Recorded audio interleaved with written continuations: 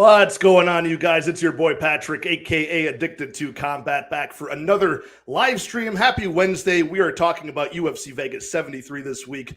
Featured a 5-round, potentially, striker versus grappler matchup at women's strawweight. We've got Angela Hill taking on Mackenzie Dern, promoted to a 5-round main event for this fight's card. And I think it's a pretty good card overall. Not the best ranked opposition on this card, but as far as the matchmaking went, got some very, binary fights. There's like some early starters, early finishers versus, some more smothering type grapplers, some fights like that. Some guys we haven't seen in a while that are returning after long layoffs. We've got some people like Latifi who supposedly retired and now they're back again. So there's a lot of people trying to prove themselves on this card this Saturday. And after this Saturday, we have our first break for the UFC in a while. So excited to get some time off, catch up on research for the rest of the summer's cards, but hope everybody's having a good time. I have two guests for this live stream tonight, not just one, but two. They co-host a show called On the Line Podcast, which is a really fun, innovative way to break down fights. Most of the time, it's people like myself that break down prelim fight number 1, prelim fight number 2, all the way up, talking about predictions and betting. But these guys cover that in a more innovative way. They talk about certain themes. They're Doug Crosby specials, the loser goes to PFL type of matchup. They talk about fight of the nights, and they cover things from that perspective. So look in the description. Make sure you follow my boys. Go give their channel a subscribe, and I'll bring them in right now. My guy Anthony and my guy Tommy from On the Line Podcast. What is going on? What's up? What's up? What's up? Yeah, how's it going? going? So, it's going very well, man. I see you guys pumping out a lot of different content, even fighter interviews you guys do as well. So you want to just quickly shout out your channel and say what you guys do over there? Because I was really happy to be a guest on there, and it was a lot more fun than a lot of normal shows I'm on, to be honest. Yeah, just On the Line Pod, which is kind of funny because like 3 days ago, we were like, we should probably change our name because of the UFC show. It kind of was forced upon me. Do they have one? Do they have one that's called On the Line? Yeah, it's like Brandon Fitzgerald, Yanni, and someone else or whatever. You guys are fucked. Yanni's on there? Oh, shit. Oh yeah, we're really fucked. But we were like, shut it down now. Well, they should shut their show down. We're coming for that ass. But no, we're gonna change the name, kind of soon. But go check us out now. It's gonna be the same logo, same everything, just a different name. But yeah, as you said, like we do stuff differently. So every card we got like it's like as you said, the Dog Crosby special, which is like our split decision prop. Our Kraus Bagger is a new one, where it's just like kind of go out. You pick like it's like a fight IQ fight. You're like so and so's like Libby Godinez. I'll spoil mine for our show that's coming out tomorrow. She's not gonna grapple because Kraus just drops her a bag, and so she just stands and bangs. But hey, it's great for us. It's fun to watch. Then we got like our bar brawls based off of Dricus Duplessis. And just after like 3 minutes, just who knows what's gonna happen. So yeah, we do it a little bit different. Every week you give our bonuses for the cards. Like this past week, my fight of the night was Dom Cruz and Keith Peterson. So it's just stuff like that. We're a little bit different. Try to have some fun with it and try to give a little unique twist on it. I like it. Anthony, how are you feeling for this card this week? You happy with these 12 fights? You happy with the main event? I don't think it's the worst main event in the world. Like people are dragging it through on Twitter. But what do you think? Yeah, I don't think it's the worst main event. I don't think the card's actually that awful. I think there are some pretty fun matchups overall. I would have liked to see a different fight be the main event personally, but I mean, it is Dern and Angela Hill, so they kind of just have respect within the organization. So they got that main event. But I don't think it's as bad as many say it is, so hopefully it's not. I mean, these are the cards that you tend to see a lot of finishes and whatnot, the ones that everybody thinks are going to be trash. Yeah, man. And also one of your guys' like I mentioned, one of your guys' themes for your show is loser goes to PFL. Speaking of losers in PFL, dude, what's up with Francis Ngannou? You guys got any information on that? I know you guys probably follow the MMA news more than I do. I just saw that he signed a contract, and who the hell is he going to fight over there? Maurice Green? Who's he fighting in PFL? I don't know. I think they're gonna bring some. I wouldn't be surprised if they do like the it's a super fight thing. This is not. I have no analysis whatsoever. But what if they do the thing against one with like Arjun Goulart or whatever? Because he's been wanting Francis Ngannou for years. I don't know. They'll do something creative, I think, and try to get people to actually want to buy. Maybe cross motion. Maybe they'll let Francis Ngannou kill Ryan Bader. I don't know. There's some options on the table. They said he's not fighting until 2024 though. So I mean, I did see that. We have some time. Who's this? 40 years old at that point. Yeah, he's gonna be old as hell. He's gonna be old as hell. But I want to know who the sacrificial lamb is they're gonna give him for. He wants like a tune-up boxing match. Who's he just gonna murder in a round? Yeah, I just want the PFL to have like their normal like fat heavyweight that should be a welterweight. Just put them in there. Yeah. That'd be great. Jake Collier special. Yeah, exactly. But they should do it like an old school gauntlet where they have like a few guys lined up. So in case it's 30 seconds, they throw the next bum out there as well. Yeah. I'm out, like King of the Ring. So I gotta say this, Anthony, I still think it over every time you shave your face. It always just throws me off. Me? A couple Yeah. Yeah, no, I get like 6 years younger. Yeah, were you going on a hot date or something, man? Had to clean up? No, it's hot. I'm in Vegas. It's like 97 degrees, so I just gotta cool down. Fair enough, man. All right, let me shout out the chat real fast. We got our guy Victor J. De Jesus in the building. Say, what's going on, you guys? Flexing for us. Daz Files in the house. And, of course, Lou Betya, a mutual friend of all three of ours, one of our favorites, man. A national treasure here. Three of my favorite jabronis on one screen, using this Philly slang. This is a huge week for Lou. Like, there's so many yam bag opportunities this week. Yeah, there's a lot of I can name probably like 4 potential yam bag fights in this one. Oh, yeah. But before we move any further onto the prelims, man, I got to shout out everybody who's subscribed to the channel. Got us to that 1,000 subscriber mark, man. That's a huge milestone. And, you know, I'm usually one that when I'm setting goals, I'm always looking ahead. But I got to be super grateful for you guys, man. I never expected it to grow to this level. After 500 subscribers, I'm like, maybe we can push it towards 1,000. But, man, when you stop to think about how many like-minded people that is, that's quite a few, man. If you go to, like, your local bar or local Buffalo Wild Wings when the fights are on, like, how many people do you walk up to and they know who Lupi Godinez and Emily Ducote are? But that's 1,000 of you guys that are well versed in MMA, and just I want to talk fights with you guys every single week from now on out. I don't plan on going anywhere. Let's grow it to the next 1,000. So we can start with the first prelim of the night. We're looking at Takashi Sato taking on Themba Gorimbo at welterweight, and this is I gotta be honest. I was telling these guys backstage, I have a lot of money lines on this card, and some of these I feel pretty good about, and some of these I feel like I'm just fading one bad fighter for another. And that's kind of what I'm doing here. Like, I like Themba Gorimbo in this matchup. I'm going to be more of the grappler in this matchup. We've only seen him once in the UFC, but he looked pretty good early against AJ Fletcher before getting clubbed and subbed in round 2. Takashi Sato, a guy who's more of a Japanese southpaw striker, trying to snipe with that rear cross, and his volume is so low. Like, he's never broken more than, like, I want to say 30 or 40 significant strikes over 15 minutes, and he gets subbed all the time. So I'm leaning towards the obvious player, which is Gorimbo by submission. Not something I intend to play. I'm just taking the money line at 1.07 units to win one. Just a small stab on the money line of Themba Gorimbo. It's still at a pick'em price tag, minus 110 apiece. The bookies have no idea. The betting public has no idea. But I'm taking the guy who can at least probably win an output battle, even if this stays standing. What do you guys think about Themba Gorimbo in the UFC in this matchup here? I think he has everything to be. I think he has like the IQ to do the right things, but he just has so many brain farts. Like, he'll get like in a good grappling position, then immediately get reversed. And it's just like every time you watch one of his fights, he just does the dumbest shit.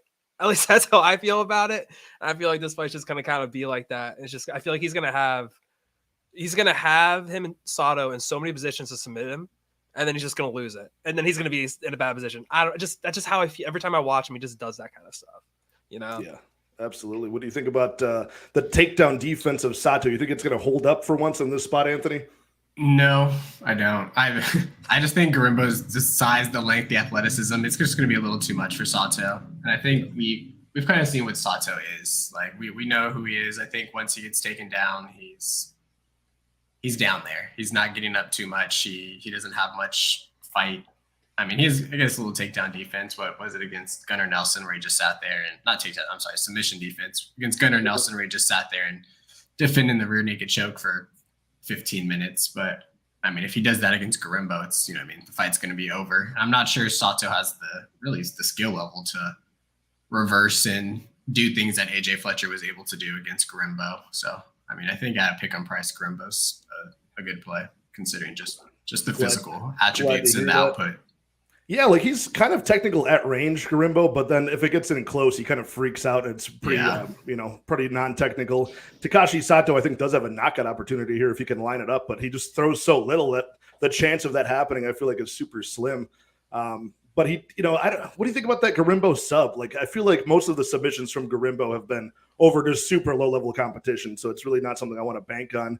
And I'm only seeing plus 250 for the Gorimbo by submission, so even though Sato is a guy where, like, a lot of people are getting their first submission on this guy, he's popping a lot of their cherries with the subs. Like Bilal Muhammad, it's like the only time he's gotten a sub was on Sato. Same with Miguel Baeza. So What do you guys think about that? See, I got it at plus 350. That's like Okay. that's the only way I would. I mean, that's what I'm looking at. I have it on BetMGM Yeah. here in Indiana, but like Okay. I wouldn't. If I was gonna play this fight, that's how I would do it. Because I think just in terms of, I don't think that's how he wins. Even though he could win the decision, I just think that number is just so high, and Sato's so bad grappling. I think that's a pretty good price. Yeah, every time he tries to get up off the mat, he's giving up his back, giving up his neck. Just not a good time. And Gorimbo seems so comfortable on the ground that I feel like it's going to end up there just inevitably. So that might not be a bad spot. You're saying plus 350 on that one? Yeah. What do you guys think about the unders in general in this fight? Since, like I said, Sato does have that powerful sniper of that left hand, the under 2.5 at minus 165. Any love for that? I kind of favor this to go to decision. I think I think Sato, I mean, I know he's gotten subbed, but I feel like as of late, he's shored that up and kind of like he wants to prevent that. And so, and like you said, Gorimbo's really finished like regional bad fighters, and Sato, I mean, could be that level. And hey, we might see it submission. It is the first fight of the night. We tend to see kind of exciting things happen at that time, but I was thinking that, yeah. I just think the money line is the way to go and not getting cute with it. But sub is the prop if you want to pick a prop, in my opinion. It could also be a I lay-in would break, agree kind of with like that. with the Gunnar Nelson fight. When Sato was just like, my goal, I'm gonna lose. Let's just not get submitted. Let's not get finished here. Let's just like lay on the ground, be cool with it all, and just make sure I don't get submitted. That could be another way this fight plays out.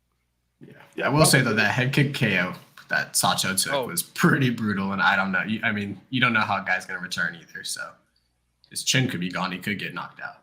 Yeah. Yeah, we'll see here, man. I think we're on the same side for the most part here of how this plays out. But yeah, a couple of guys that, we still don't know that much about them, but yet. So I'm risking it. I'm playing just a little bit of a stab on his money line, but might be a pass spot altogether here. But let me shout out some people in the chat that are still filtering. My guy, Zach, Brandon Olson saying congratulations. Thank you so much, man, hitting that 1,000. Lou Betya calling the yam bag for Johnson and Carlos Diego de Fajeda.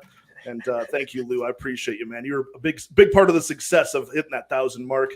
My girl, Jenna Marie, in the house.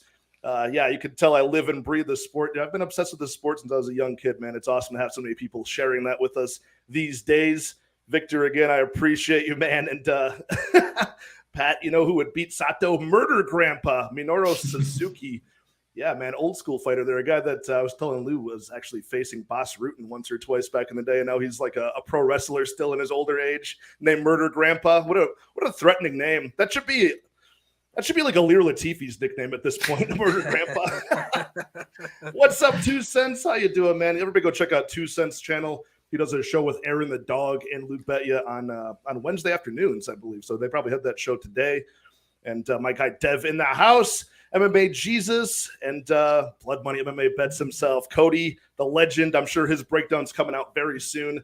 Go check out his channel as well.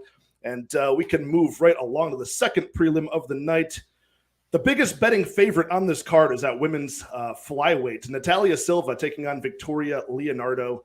We're looking at, what is it still? A minus 1,000 betting favorite in Natalia Silva. Victoria Leonardo plus 700. I mean, I don't know how you can cap this minus 1,000 for Natalia Silva. Like, I think she wins, but my God, that's there's no value left on that whatsoever. I'm sure her inside the distance props are probably not far off from just playing the under in this spot. But Tommy, kick us off in this fight, man. How do you see this one playing out? How does Leonardo win this fight? I don't know, because it feels like Anthony's like the big dog hunter in women's MMA. And last week, he was all over this. I kind of want to let him start this off because this is like his specialty. He loves taking dog women's fights. I mean, I don't have a huge reason in this fight other than it's a massive number. Like that's really all it comes down to. I mean, it was the same with like Veronica Hardy against Juliana Miller, that fight, or Lipsky and who was it?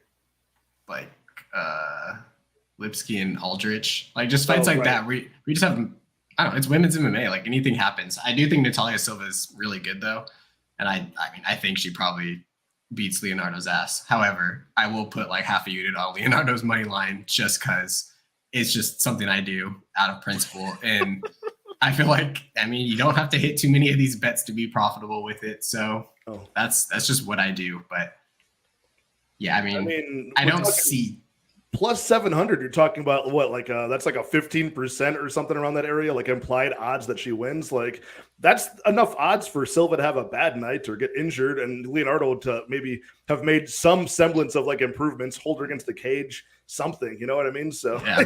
you're not far off. That is certainly the value side, if you want to say it that way.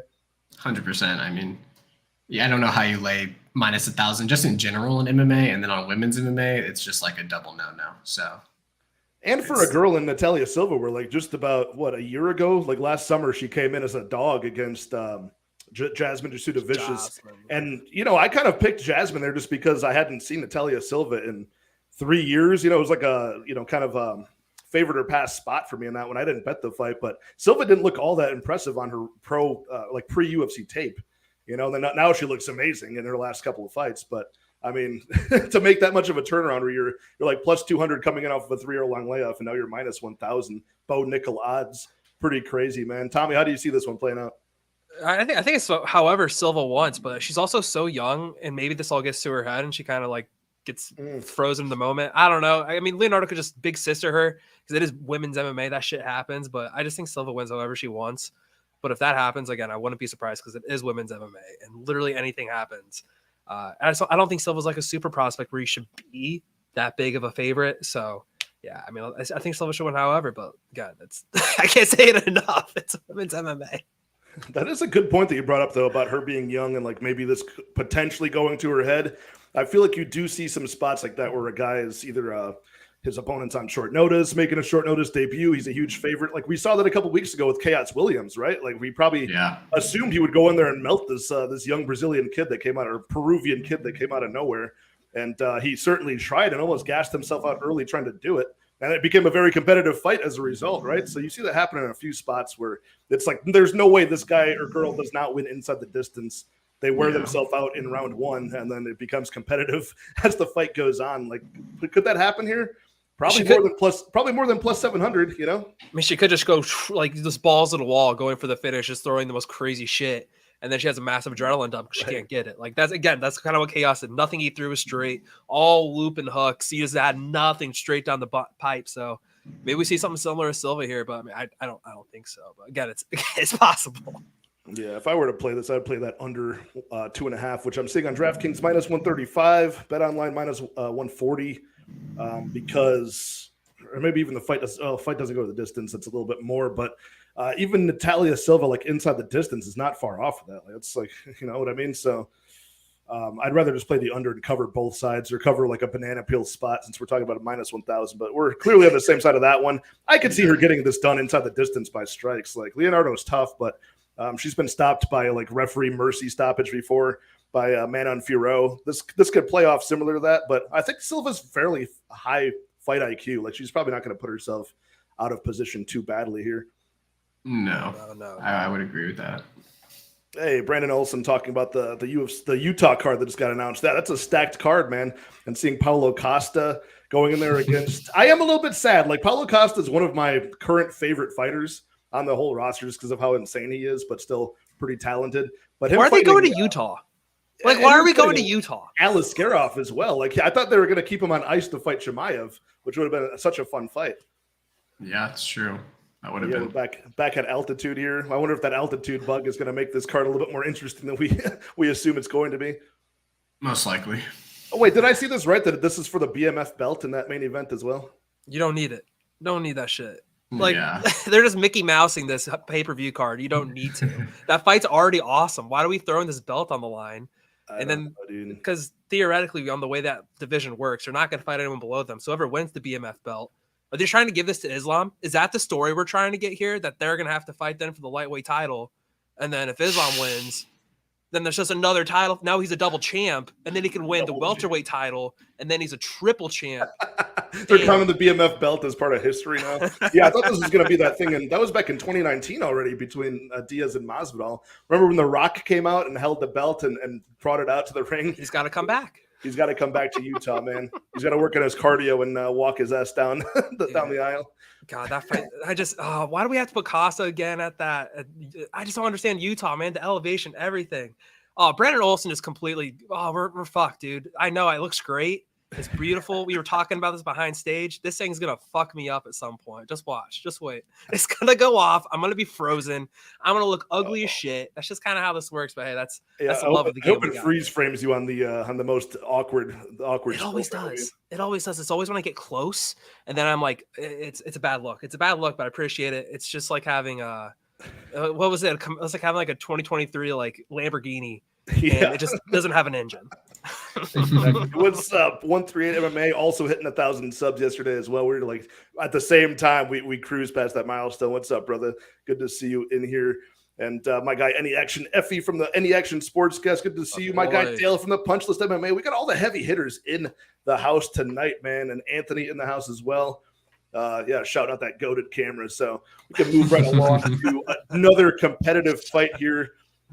One of the Twitter darlings of the week, and I'm also on the side of Nick Fiore, who's taking on Chase Hooper at lightweight here. Again, another spot where like we got two jiu-jitsu guys going at it. Nick Fiore out of Henzo Gracie, New Hampshire. He's the jiu-jitsu coach at what the hell is that? New England Cartel. Guys like Calvin Cater, guys like Rob Font, guys that are around his weight class and size, taking on Chase Hooper, who we've seen in the UFC 6 times now. And after the beating he took from Steve Garcia, he is now moving up to lightweight, which makes sense since he's like 6'1". He's a massive featherweight, still a massive lightweight, but wants to get the fight to the mat. He's always threatening heel hooks and trying to, play jiu-jitsu off of his back, get people into his arena so that he can climb all over them, either mount them and get the ground and pound or more likely get a submission. But Nick Fiore is going to be wise to those tricks, I think. He's another high-level black belt. Not a lot of experience at the high level, but what he did show in his debut against Mateusz Rebecki was that the guy is tough. He's not going to go anywhere when pressure builds on him. He absorbed a lot of body shots early and still was forcing the wrestling in rounds 2 and rounds 3. So, both guys coming off of losses. I like the way that Nick Fiore looked at a loss more than I did at Chase Hooper. If Fiore can keep this on the feet for any period of time, he's not the highest output striker from the fights I've seen, but it's way more technical than that of Chase Hooper. So I think Hooper's going to be the more aggressive fighter here, but Fiore, if he can stay on his back foot, counter strike appropriately, maybe force the wrestling and just, get top control time, I think he'll be safe. Whereas a lot of guys, you know what I mean? Like the first sign of a heel hook from Chase Hooper, and they're already like getting pretty scrambly, making mistakes, giving up their back. I feel like Fiore is going to be able to already prepare for those situations as a BJJ black belt. So give me Nick Fiore. I got his money line at -105. Again, just 1.05 units to win one. Nothing crazy as far as investment goes. I'm just hoping to hit a lot of these money lines more than I lose and end up profitable for the card. So any Chase Hooper believers out of you two? No. Really? No. I see some love for Chase Hooper. Like, we keep on every single time he fights and every time he loses or wins, we're like, he's still young. He's 20 years old. He's still young. He's 21. What is he now? Like 24 years old, and we're still trying to bank on his defensive and offensive striking improvements. Like, no. What do you think? What do you think about the weight change? First off, his 7th fight in the UFC, finally up at lightweight. I think that is the start at potentially looking better. However, the guy got ragdolled at 145 in some parts, like at 155. Is he going to look better because he has more weight on him, or is he just going to be fighting stronger guys who are going to, again, do the same thing? I feel like he hasn't evolved as much as you would like to see somebody evolve, especially considering he's had so many UFC fights at this point. Yes. He does have the submission upside, I guess, but still it's more of like a Hail Mary, I feel like, than an actual, like, he can go out there, take you down, and submit you type of game plan. Fiore just being a little bit older, he does, has a good camp, and BJJ black belt. I could definitely see why you like him. I'm probably going to stay away from this fight as a whole, but I think somebody said in the chat over 1.5 at like -175. I think that's pretty good. Like, I don't really think we're going to see a finish here in the first round and a half, especially if these guys are going to be rolling around with each other. Like, we could definitely just see kind of an instance where they're just on top of each other and, might see some scrambles and whatnot, but no submissions. And I do like that over 1.5. It's kind of juiced, but I I think it's a good look because you're at a lighter weight class here without a lot of finishing potential. Truly, Chase Hooper, even though he got pieced up by Steve Garcia, he seems to be pretty durable overall. Even that one, it's not like he went out all the way. It's like Herb Dean basically just took over and said, "Enough's enough. This is a bad look with you getting dropped 5 times in 1 minute on my watch. I'm going to stop this fight in its tracks." So shout out to Ty and Preston from the Early Weigh-In podcast. That's a good look. I like that price for the over 1.5. What about you, Tommy? You got anything nice to say about Mr. Chase Hooper? No. You like his hair? Yeah, he's funny. He has good tweets. I think he's a funny dude. But yeah, that's the nice things I got to say. Yeah, Verbeshki can't finish him. He could submit me. There we go. There's another one. He could choke me the fuck out. He could probably fold me in a pretzel in like 30 seconds.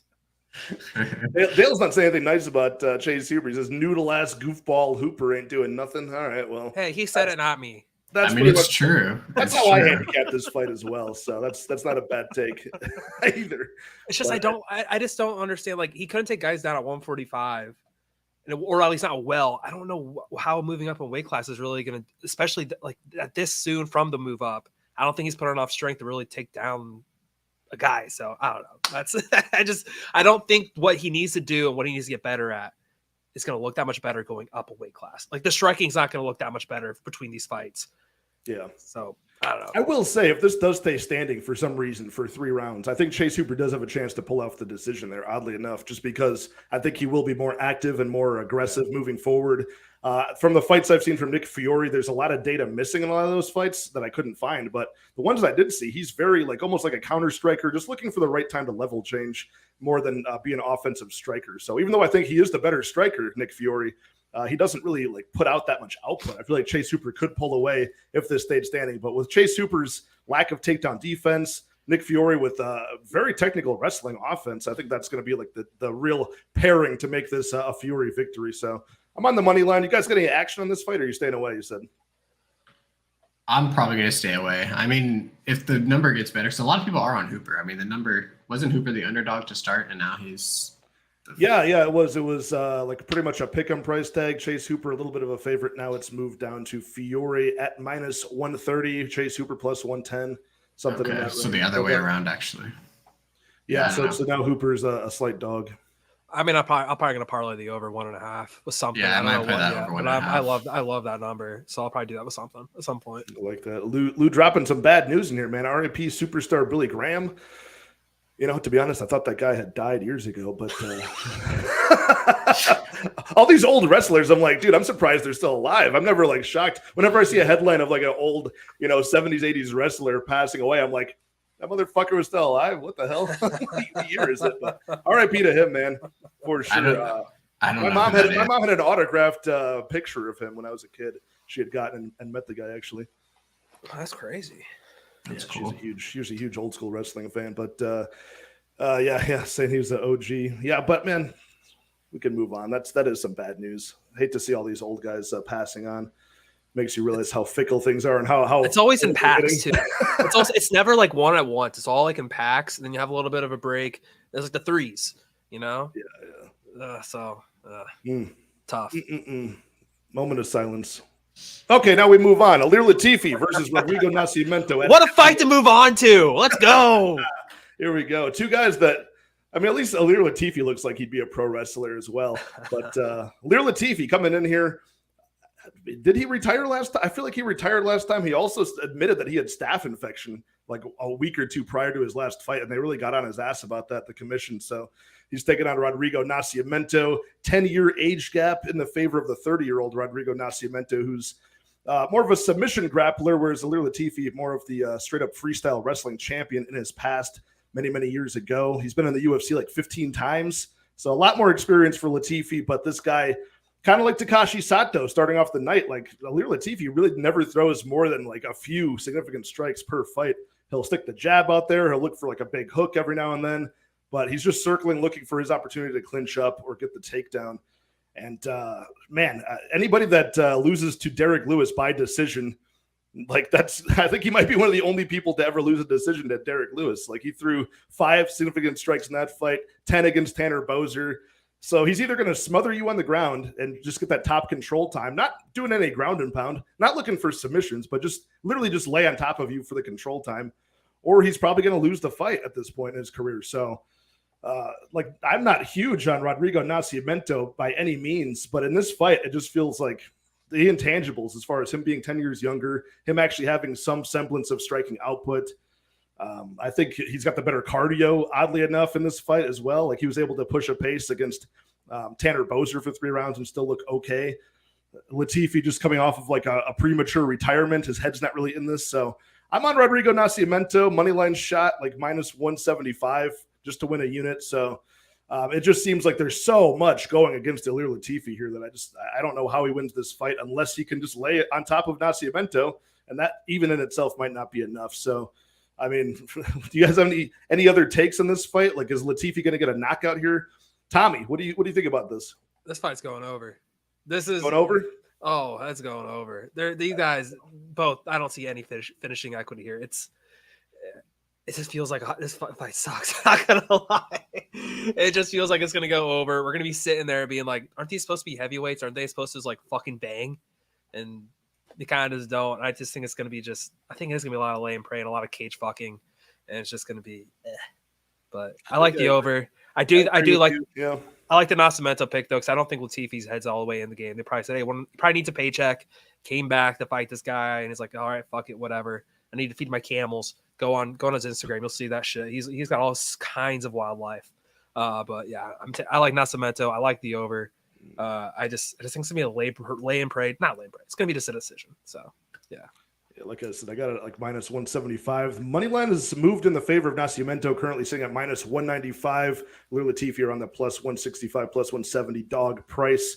I think it's priced fairly appropriately, man. And you hit the nail on the head when you said that this is probably going to go over, because I always say it's a real kind of slap in the face to heavyweight fighters when the sports books don't line it over under 1.5 for a heavyweight fight. They line this one over under 2.5. So Yeah. Over 2.5 is that even money. So they just know either the guys have such poor striking output or they just don't have the finishing pop in their punches, something like that. So if I was a heavyweight in the UFC, I would look at the sports books and be like, I'm not lined over under 1.5. What the hell? That's just disrespectful. Yeah. They're saying my fat ass don't have hands. What the fuck? Anthony, any plays in this fight or another pass spot? I kind of like both fighters by split. I think if Latifi, can bank a round or maybe a round and a half with just some control time or his minimal output, and Nascimento I do think he has more volume than Latifi, but I also don't think he's very high volume either. And so it could be one of those heavyweight matchups where it's a lot of staring, not too much going on. Maybe a takedown or two from Latifi here and there, some hard landed shots from Nascimento, and it goes to a split. I don't know, but I kind of like split for this fight. Maybe fight. I don't know. It's not lights on Al yet, or I haven't seen it, but either fighter by split or just fight ends in split. I would imagine that you might get a decent line on that when it drops on like DK or something, because that's just never like a common look for a heavyweight fight, is like it go into decision in the first place, but even go into split. So even though the overs correlate towards, they just don't think it's going to go over for the most part. It's even money. Sometimes you get really inflated fight ends by split for that one. So I'll keep an eye out for that one, because I think that's a good look. You're going to have one judge who just only cares about wrestling, and then the other two that kind of fair and appropriate, scored appropriately and fairly. Yeah. And sometimes you get those things there in a striker versus grappler matchup. The interesting thing about this one, though, is like Latifi has never been taken down in the UFC, and I mentioned he has several fights, but at the light heavyweight and heavyweight divisions, like you're not seeing a lot of people that want to challenge his wrestling. So I don't think he's been shot on that many times as far as the takedowns go, but either people are knocking him out or he's knocking somebody out early on. And then when it came to the heavyweight division, yeah, he's always in the driver's seat when it goes to shooting takedowns. Everybody knows if you stand with Ilir Latifi, you're going to be able to outland him. That's just a given. Like you just pump out a simple jab every 30 seconds, you'll outland Ilir like 2-1. So I don't know. I feel like we can see that stat finally broken, though. I think Nascimento could take him down, especially round 2, round 3, when Latifi starts mouth breathing, gets a little bit tired. Yeah. I agree, 100%. I think what Punch List also said, kind of like if a point gets taken, like especially in this kind of fight, like I definitely see a point getting taken. If it gets taken on the right side, Like, dude, fence grabs all Yeah. day. If we get that guy from grabs, last all that week, we'll stuff. lose. I mean, he'll lose like 3 points. He'll lose a point every fucking round. Dude, one of the best. I bet on Alir Latifi maybe like one time before, and I bet irresponsibly heavy against Tanner Boser. Amazing hit, dude. Tanner Boser grabbing the cage. There's some fouls in that fight. Alir Latifi did nothing but just lay on top of him. He like barely landed a punch, and getting that split was oof. I had already like ripped up the ticket, poured myself up a stiff drink, thought that money was gone, but they called it. They called it in my favor. Never again. But now here I am putting money on an Alir Latifi fight, but this time against him. So, oof. God be with me on this one. My God, I don't know what I've done here. I made a few like insomniac bets when I thought I had things figured out when I was up for like a couple days breaking down all this tape, and then I made some smarter bets that I thought were safer later on. So now I've ended up with like 8 money lines, and I'm just hoping to hit the majority of them. So I am fucked. This could go very sideways, you guys. So. Yeah, Brandon's saying, oh, I forgot this is an Apex card. Yeah, man, this is some primo material for the Apex, man. I wish I was there. I still got to show up to the Apex at one point and pay. You said you're in Vegas? Yeah. Yeah, we got to go see an Apex card when they have something somewhat decent here. I think those prices are still like $1,750 to $2,000 a ticket. Yeah, I was going to say it's a steep price for the Apex tickets. And now that they're traveling, like they're getting like worse and worse. Like you used to get some solid like championship pay-per-view cards at the Apex, and now it's now they're saving it for events like this. So yeah, I don't know. We're kind of all on the same side of this one, thinking Nascimento isn't great, but he's probably good enough to win in this spot. So we can move right along to Orion Koski versus Gilbert Urbina. This is another spot where two guys we haven't seen in a while. You know, at welterweight this time, Urbina was the runner-up technically on the Ultimate Fighter, going on 2 years ago now against Brian Battle on short notice, and that was at middleweight. So a lot of guys, when they go to the Ultimate Fighter, they do fight out of their weight class just to get into the UFC. And that's what Urbina did because he was a welterweight before that show. So going back down to 170, a year and a half off, taking on Orion Koski, who we saw last year against Blood Diamond, and everybody thought that he was going to win that inside the distance, including myself. And somehow that went to decision with purely a kickboxer in MMA. So Koski, one of these wrestle boxers, and Gilbert Urbina not far off. He also grew up wrestling in high school. All of his brothers, in fact, both of his brothers were in the UFC at some point. Hector went like 1-3. Eli went on the Dana White Contender Series unsuccessfully. So, you know, you talk about like an A side and a B side for siblings. Usually you have like a Valentina Shevchenko and then an Antonina. And you know that one's going to be good, one's not going to be good. We've got two older brothers that weren't good for Urbina, so he's got to be the guy here. Like Gilbert's got to make something happen at welterweight. Orion Koski, he's going to be much smaller physically. I don't think he's got the best gas tank. I will give him the aggression, like the durability, but I think Gilbert Urbina is a better grappler than him, at least as far as like getting the hooks in, looking for subs. So, what's your guys' take on this fight? Are you trusting in somebody who's dropping down a weight class, taking a long layoff? I mean, he's still young, but what do you make of all of the intangibles of this fight?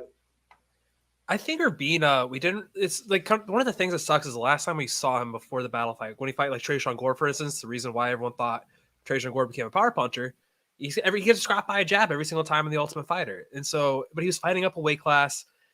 It just wasn't him. I think in this year and a half he's been off, he's at that age where he can just improve immensely. And I think we're going to see those improvements going back down to weight class. It could be a completely different fighter. And then for Kosce, maybe that fight against Blood Diamond was just kind of like, just an off night. I don't know. I think this fight, it's just weird because they're young guys and can keep getting better. It just feels like such a binary fight. Maybe not binary. It's just like it can go all over the place because they're so young. They can get better. And then maybe it's a one-off. I don't know.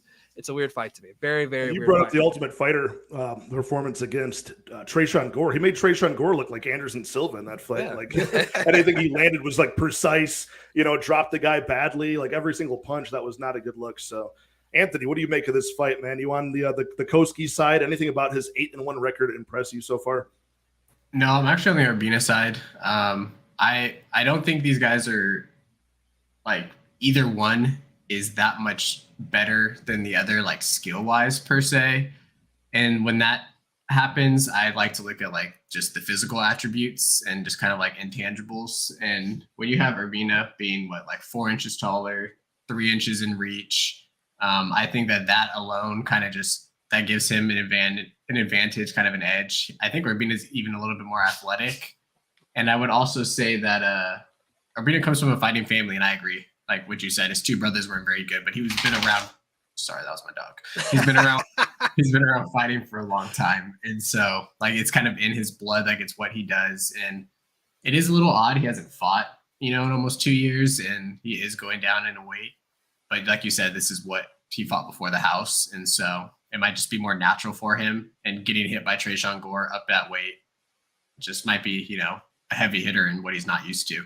So I'm on Urbina. I also don't think Koski's very good. Like that also plays like a big role into it. I think if one of these guys is going to be good, it's Urbina, not Koski. So there's that as well. Like if you want to just bake in a little bit of potential. That's exactly what I said when I broke this down. Like I'm banking on his upside here. Like I've kind of seen what I think going towards the ceiling for Ryan Koski is. And for Urbina, I think there's still yet to be seen. I saw some of his pro stuff before The Ultimate Fighter. I thought he looked pretty good with his offensive wrestling. His striking defense leaves a lot to be desired. We already talked about the Tresean Gore fight. There's been some others where he can get reckless and keep his hands a little bit low. But yeah, that 6'3" frame and the long reach here, I think it's going to be able to maintain that distance until he wants to get in range, get the takedown. Any concerns from either of you guys about the gas tanks of either guy here? Because I know the Koski brothers are not really well known for their cardio. They do tend to gas out. But Urbina looked like he did a little bit against Brian Battle when they started scrambling as well. And that's what led to him getting subbed in his last spot. So who's got the cardio edge here? I would say Urbina because his cardio is not good. You almost lost a blood diamond. Like, come on. Yeah, right. Yeah, I mean, I would have to go with Urbina just for the simple fact that majority of Koski's fights aren't getting out of like the second round. He did have obviously the blood diamond fight, and then he had one other fight on the Contender Series go to round 3. And so I mean, he's been pushed a little bit, and I mean, seeing him get a finish in round 3, I mean, that is a good sign. It shows that he does have some energy. He's not just gassed at the end of the fight. But I don't know. I mean, I just think Urbina, being the bigger guy, having the fight kind of go more of his style is a way for him to be able to conserve his energy and be able to sustain himself longer. I wonder if, do you guys like the unders in this spot? Because I feel like Urbina can get this done inside the distance, probably by sub. He's very good at wrapping up the back control, slick back take. He gets the hooks in with good leg dexterity. And then Koski, I think, does have the power to maybe expose him on the chin as well. So I see both guys having pass to lead to the under, but that is sitting at and the bookies think it will too. Under 2.5, minus 145 for this one. What do you guys think about that? Or do you think somebody wins by decision? I think Urbina wins by some kind of finish. I mean, yeah, just looking at their records, like percentage-wise, they tend to finish more than not. So, right. And it tends to be under 2.5 as well. So that is a pretty good play. Urbina by sub on BetOnline plus 325. Let's see if it's out on DraftKings yet. That would be, I feel like I'd want something. I mean, that's okay, but for somebody I haven't seen in a while, I feel like they shouldn't really be looking at that as like his main path here, right? Like sometimes if somebody's been out for a while, they forget what his real MO is, and it's not on DraftKings yet. So hopefully we can get something closer, like 4-1, 5-1 on that when they drop it. That would be kind of nice. I'd put that in like a round robin or something for. Sometimes I've been doing these like long shot prop round robins, just hoping to hit 3 out of 5 for like some of these long shots, and that usually pays out pretty nicely. So I'll throw something in there and throw it on my best bets and props when I get to it, and those drop on DraftKings. But yeah, I think somebody does get the finish here, and I think it is Urbina. Round 2, round 3 sub is how I'd be looking for this when Koski slows down. So, Dazfile saying sub 1 and 2. Yeah, so we're meeting in the middle at sub 2. Let's compromise, buddy. And he's got 4 units on Urbina, which makes me feel a lot better about my 1.5 on him. So let's go, Daz. We're riding together in this one, man. I like it. I like it. Punch list giving some advice about yeah, I mean this podcast is brought to you by Pfizer. It's sponsored by Dr. Fauci, so let that be known. Vaccines save lives. Thank you. We can move right just to clear all the bases here. You don't want to get flagged. I love Big Pharma. Big Pharma, good. As somebody that works for Big Pharma, I think they know I'm on their side. So we can, you're safe. We're safe. we can move on to the final prelim of the night potentially here. I think we're looking at Karolina Kowalkiewicz. No, this is not the one. This can't be. They're not going to head off the prelims with this.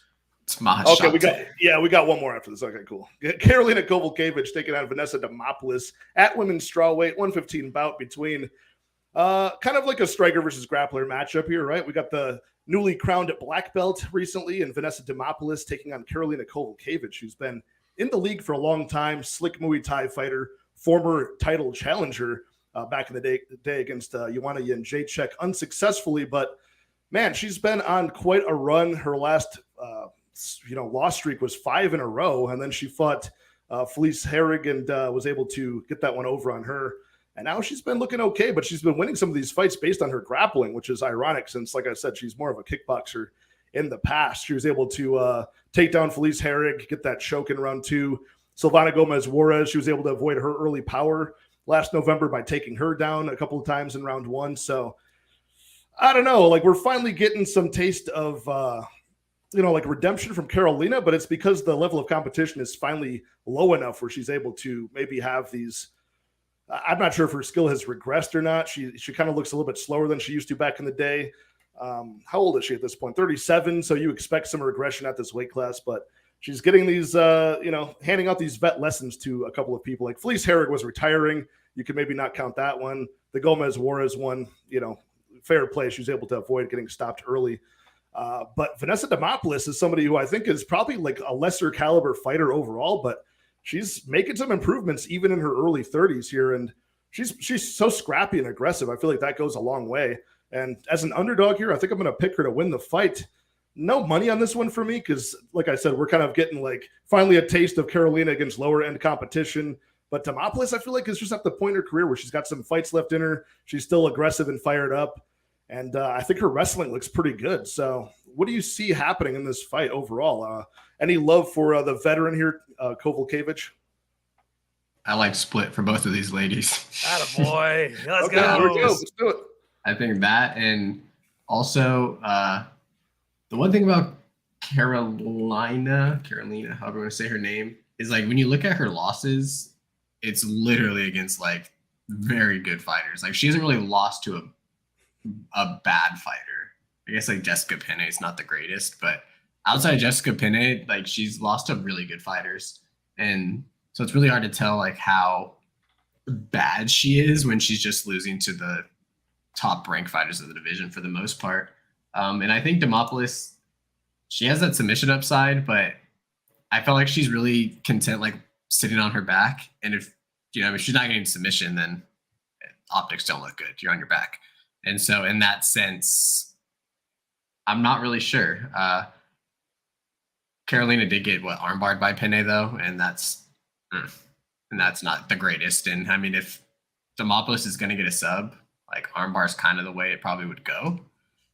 Yeah. So remember when she got dropped? She got dropped by Silvana Gomez-Juarez, like floored, and then just was able to capitalize on that. That was a pretty sweet victory. I could see something like that happening here. Probably her not getting floored by Kowalkiewicz, but some odd scramble. I could see her grabbing onto a limb. And she used to be. She does owe like her jiu-jitsu prowess to her being a stripper in her past. She did openly admit that. She's like, that gave me the edge for my BJJ black belt. So she could probably climb all over Kowalkiewicz like a pole and make something happen here. You seeing this kind of the same way, Tommy? You think it's going to be a close fight enough for a split? I think it's be close enough for a split. And like I was saving the stripper thing. Because I think I'm not even saying this as a joke. Since she's quit stripping and been more like focused on being an MMA fighter, she's like taken more strides. Because ever since she quit recently. So now she's a full-time fighter. And I think that's why we're seeing her improve. And we could see a really improved Demopoulos on Saturday because she is all in on no longer being a stripper. But again, I think on the feet, Karolina wins. But I think if this thing hits the ground, I think Demopoulos kind of snatches this up rather easily, in my opinion. I think we get a finish.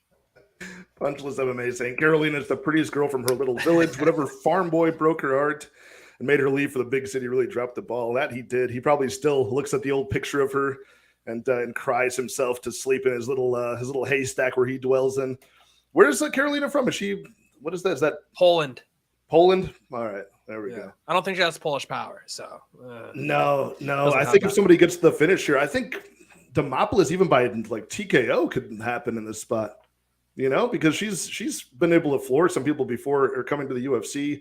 She knocked down Maria Oliveira in her last spot. Like if there's a lot more aggression from the 37-year-old Kowalkiewicz here. Like, I think she could probably knock her out. Like, that's I feel like that's possible. What do you guys think about that? Yeah, I'm laughing at the comment. Is Justin popping off? No punchless last comment. Has to be dead right Damn it, Dale. Getting us off the rails here, man. I think what Tommy said was good. Is this fight like the under 2.5 plus 220? Like, that's a nice number. If you do think Vanessa gets a sub, like, why not play that under 2.5? Oh, we got 138 saying his buddy Zeke was actually your first BJJ coach. Man, good work. You got in on that early Vanessa stock there. Not bad. Subtle brag. No big deal. Where's the dropping names? Where's the money line gone on this one? Because I feel like it's moved quite a bit. Plus 110 for Demopoulos. I feel like that was all the way at like plus 145 over the weekend. Yeah. Minus 130 at this point for Kowalkiewicz. Yeah, just not a lot of meat on the bone for Demopoulos here. Like I just feel like Kowalkiewicz is the better fighter. But at this point, I feel like that time has passed. The best days are far behind her, and the better days maybe are still ahead for Demopoulos. So there's a difference in momentum there. I'll go with Demopoulos on this one. I feel like we're kind of on the same page. Kowalkiewicz was about to retire. Like, everyone thought she was going to retire if she lost to Felice Ferreira, and all of a sudden she's on like her third fight since. So it's kind of weird how she was like on the verge of retirement and now has another like 3 fights. It's kind of weird. It is, man. But what happened to because it was Felice. I thought we were going to see a double retirement with Felice Herrig and Kowalkiewicz for sure. I mean, this chick's been in the league for like 14 or 15 fights now, going I think 7-7 in those. I want to say for Kowalkiewicz. So it's been a long time. No love, showing some love for Devin Haney this weekend. Decision minus 135. Hey man, I could see that happening for sure, man. Abe in the house saying what's good, y'all. This is hilarious. Yeah, man, it's always good. I knew it was going to be a good time with these On the Line podcast boys in here. Tommy and Anthony, go follow all of their socials. I linked it in the description and their YouTube as well. They do an awesome show. So if you like this is nothing compared to their show.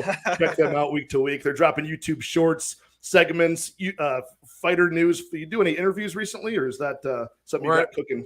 We're taking a pause. We might have Fluffy on if he wins, because he's one of the few people I'll have on during this little period. Like, we're in the process of, like, I don't know, just kind of want to take a break from interviews, give a little bit of a break, have him back on later. But Fluffy's one of the few guys I'll actually just have on, because it's literally just me and him shooting the shit. He's my boy, so nothing up soon with the interviews. Yeah, and Jenna's with us here saying Vanessa's a beast, but KK is coming in here fearless, and she's showing you guys some love too. So, what's up? Yeah, Jenna's always a constant supporter of all this MMA content, the certified gem of MMA Twitter. But we can move along to the last prelim of the night. We have a very fun fight, dude. This is potentially fight of the night. Maheshate, Maheshate taking on Vyacheslav Borschev at 155. 2 strikers going at it. Finally, a break for both of these guys, because in their last fights for both sides here, Maheshate out-wrestled by Rafa Garcia, beat up, and pretty much lost a very dominant decision there. Almost stopped in a few occasions. Vyacheslav Borschev, man, he's been out-wrestled ever since his debut. So he had a very nice Contender Series win, vicious knockouts. He had a nice body shot TKO over Dakota Bush.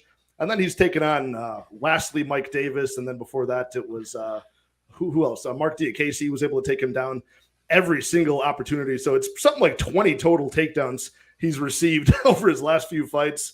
Out of those like 30 minutes of fight time, probably like 28 of those are spent on his back, struggling to get up to his feet. So finally a spot where hopefully the Chinese prospect in Maheshate does not just come out of nowhere and Khabib this guy.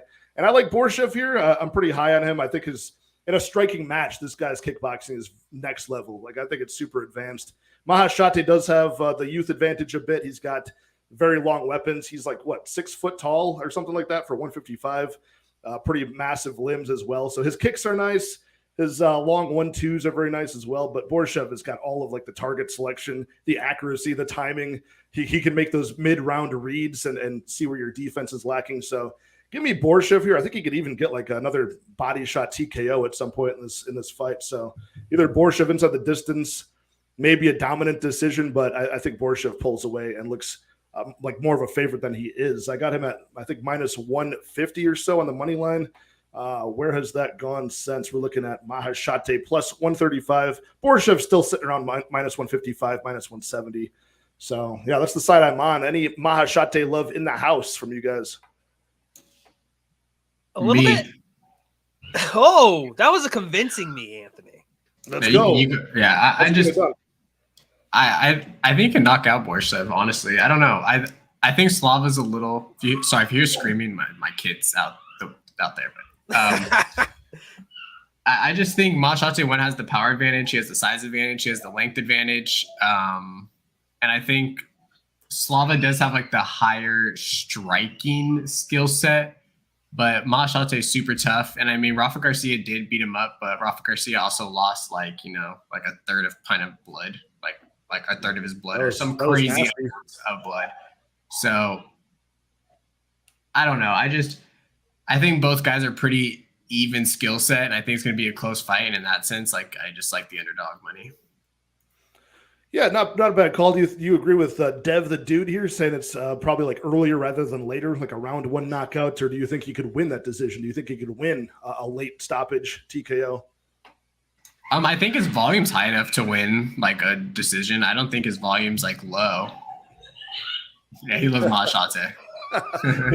Big Maheshate fan. Yeah, I mean, he's got that sniper of a right hand. His punches when like people are the aggressor are pretty good. The way that we saw Steve Garcia kind of bum rush him early and get knocked out. But again, Steve Garcia is running with his chin totally up in the air. Kind of like he looked like Gabe Green this past weekend. So in that fight. So I think Maheshate is a good counter puncher. And so that's kind of one of the things also is I think Borschev does come forward and fighting a bigger, longer guy kind of gives Maheshate a little more time to react. I mean, Slava's not bad, I guess. I like Maheshate in this matchup. Yeah, man. How about you, Tommy? What do you think about the durability of these two guys? Do you see anything you like or don't like about each guy's durability? I know Anthony likes the finish. I kind of like the over. I just like violence, dude. I think this fight's I think they're just going to bang for 15 minutes. If one of them just turn off button, hey, it happens at a stand-up full fair. But I don't think Maheshate is going to go for the grappling. I think they're just going to bang, and it's going to be a super, super fun fight. Could go either way. I like the over. I have no idea what the odds are on it, but I'm assuming it's like 1.5, something like that. Looking at it right now. Assuming you're looking at it. Yeah, Maheshate, Borschev, the over 2.5 in this spot is plus money. It's plus 145 for the over 2.5. Sign me up. Yeah, they don't expect it to go over, but yeah, you're right. But I think if fight goes to decision in general, if you get that extra 2.5 minutes there, we're looking at plus 180 just for it to go the full distance. I like that a little bit more. I like playing like either all in or all out sometimes. Unders, overs. You know what I mean? I know exactly what you mean. But the one thing that makes me nervous about going all in on that one is just the body work from Slava. That's the only thing that has me a little bit nervous is because if he just keeps accumulating shots to the stomach, that body shots, like eventually I think it could potentially be a problem. Maybe he finally does shut the liver off. But like I do think it will hit the over though, but we'll see. We shall see. It's gonna be a fun one. I think this is the fight I'm most excited for out of the entire card. This is the fight I've been like all eyes on.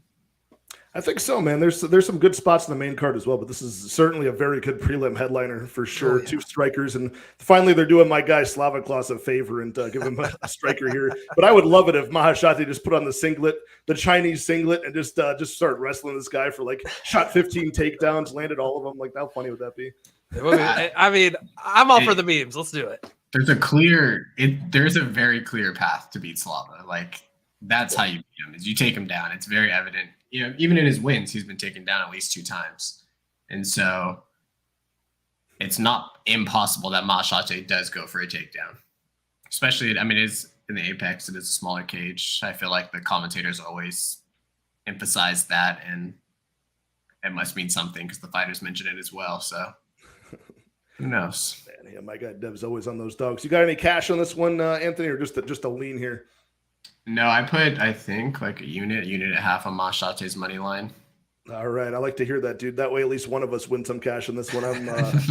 Let's see here. I'm pretty sure. I can't remember if I'm 1.5 units or 2 on. I got full 2 units at minus 150 on Borschev for this one. So, yeah, one of us will rack out on this one. I'm happy to see you hit your dog shot. As long as I know my money's going to a good cause, I'm all for it. Yeah, we can move on to the main card. You guys hit the like, hit the subscribe. Make sure you guys show some love for my boys Anthony and Tommy on their channel as well. You guys are pretty much growing towards 1,000 as well, right? You guys are cruising towards 700 or so? Yeah, we're at 624 as of right now, so that's pretty cool. Yeah, all right. If you guys aren't already following them, man, go ahead and pause the video, go follow them, come right back. Doesn't take that much time, man. They put out great content, and like I said, I really like your guys' content because it thinks outside the box. You guys get to every fight on the card, you analyze it the same as the rest of us on YouTube, but you're not just going fight by fight, bet by bet. You're having some fun with it, so it's a very easy listen, compared to everything else. So we can move on to the first fight on the main card. We're looking at Michael Johnson taking on Carlos Diego de Ferreira. This is pretty much like a veterans matchup here. Michael Johnson, been in the league since 2010. I remember watching that season of The Ultimate Fighter with GSP and Cosce, and Michael Johnson was actually super annoyed because he had to room with Bruce Leroy, Alex Cazares. And I think Bruce Lee, I remember bleaching all of his clothes as a prank or something like that. So it was he was always a character. But even since those days, he's always been a hot and cold fighter. Michael Johnson is 21 wins, 18 losses. And even in the Ultimate Fighter finale, he came as runner-up to Jonathan Brookins, if you remember that guy from a long time ago. And Johnson, like he always does, he had Brookins in almost knockout danger in round 1, and then he slowed down and gave up rounds 2 and rounds 3 and lost the Ultimate Fighter. So this is not a recent thing where Johnson, started early against Thiago Moises and getting tapped out in round 2, starting early against Jamie Malarkey and then getting knocked down right after. Like, he's always dropping the ball after early success. So that does bother me a bit here, but against Carlos Diego de Ferreira, a guy who we haven't seen in a year and a half, who's pulled out of fights due to injury. He misses weight at least once or twice recently. I know he missed weight against Gillespie. His durability looks like it's not holding up the best. His cardio sometimes can falter, but I just can't back either guy here. Michael Johnson's not that much younger, but I feel like he's got more time on the clock as a fighter than De Ferreira. But who does Michael Johnson falter to? Submission grapplers?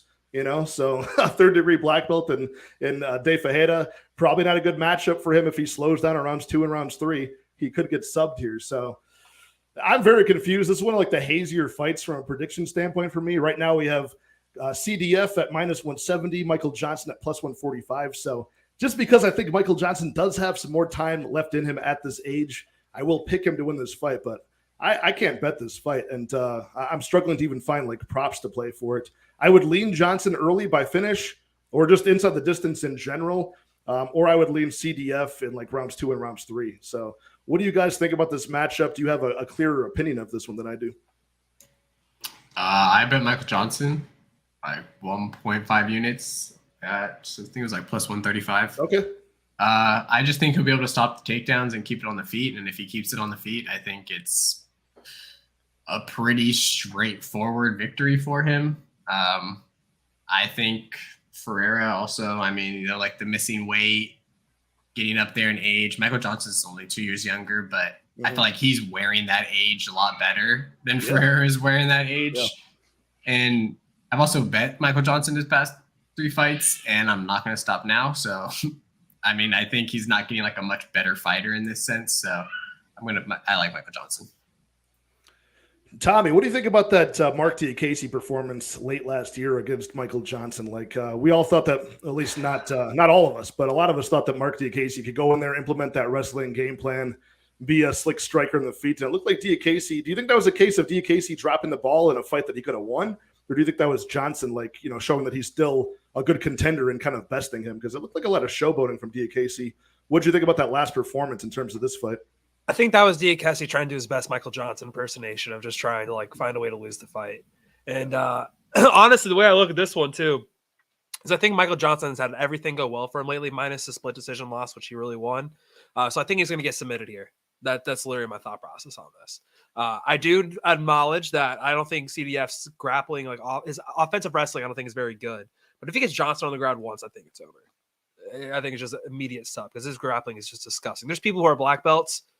CDF is a real black belt. So I do think it's just based on the probabilities here of how Michael Johnson works, he's overdue to be finished. About the cardio of either of these guys, like Michael Johnson, not the best cardio, but he's, like I said, his work rate does slow in rounds 2 and rounds 3. CDF, like his cardio usually is on point. Like he's been able to throw a lot of strikes in fights, have wars with people. The time that it looked bad most recently was against Gregor Gillespie, but they had that massive scramble in round 1 and in round 2. Like they were just trying 100% sprinting for the wrestling control. So I think we could maybe throw that one out, but again, I don't know if, like you said, like if he gets Michael Johnson down, I don't think Johnson's going to like threaten that much to make him, wear out that gas tank. If he can just get in an aggressive position, look for a sub. I don't know. What do you guys think about like who's got the better cardio in this matchup at this point? Which Michael shows up. Yeah, all right. I guess it depends how the fight goes. I think if it's on the ground, like Michael Johnson's going to be gassed because that's not in his realm. But I think if it's on the feet, I think he is the better fighter. I think he's the better boxer. I think he's probably the better just overall striker with kicks in general. And so I think he can withstand and sustain a 15-minute pace to fight that way. And especially we don't really know what Ferreira we're getting. It's been so long. Yeah, we at this age, taking that long of a layoff at his age, like it's just I don't know. And submission to strikes, like that, I never like that. That doesn't look good at all. Like when you're kind of just giving up to strikes like verbally like that, that's just not a good look in my opinion. Right. Yeah, Dale saying people forget he even stung Khabib. Dude, he stung so many people. Like, he has a lot of power. It's dumb. He has dumb power, dude. I mean, his inside the distance prop is like plus 310. So I mean, like, why not take a small stab at that? It's a KO. I don't see the KO line out yet, but plus I'm assuming it's going to be better than plus 310 or right around there. That's still pretty decent. Yeah, I'd say so. And he could do it early or he could do it even late. Like I said, usually MJ, I am critical. He does tend to fall apart, but he's been able to get some round 2 knockouts, even most recently against Alan Patrick. He was able to do that. So there are some spots where he can pull it out of the bag, especially if Ferreira does come in diminished. Maybe he's got a tough weight cut and then he slows down, just as much or worse than Michael Johnson here. So I think it's a winnable matchup for either man. In their primes, I'd probably choose Diego Ferreira, but at this point, I got to lean on the dog here, especially at that plus money. So I like that bet that you have. I'm not, oddly enough, of all fights that I've bet on, I'm not brave enough to follow you on this one, but maybe just because I have that in my mind of Johnson. Just like I can't imagine having to cash in this guy. He gets me all excited early and then drops the ball late. But I'll be cheering for you, Anthony, for sure. How about you, Tommy? Anything on this fight? Nah. This fight's so like all over the place. There's again, as I said, like in the back before we got into this, I was like, this card just feels like it's just so sketchy to me because it's a lot of guys who are just so inconsistent, and it's just you don't know which one you're gonna get layoffs, things of that nature. Which by the way, speaking of Gregor Gillespie, what the fuck happened to him? We haven't seen him since then. He's like, I'm not fighting anyone ranked below me, and then they just removed him from the rankings. We haven't heard anything since. Yeah, so talented too. He's like 38, 37 now too. He's getting too old. Yeah.